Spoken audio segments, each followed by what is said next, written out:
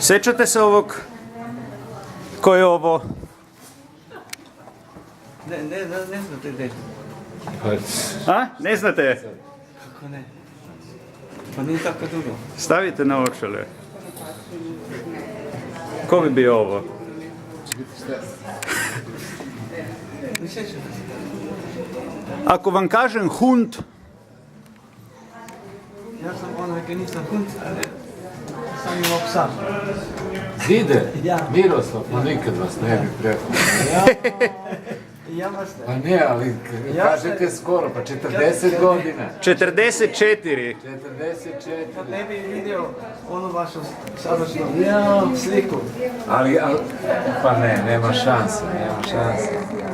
Ja sad sam Iznenađeni. Niste to, nego ste drugačiji ste. logično. Drugačiji ste. Ali vidite kako pamtim sve detalje. To je Miroslav Zider, vi ste meni ostavili rola. Znam 3 dana, ne? Da, i onda sam ja sam bio s njim i sve me slušao i to stalno pričam, to se zapamti, kako sam, nevjerovatno. Po to je ste trebali za oba.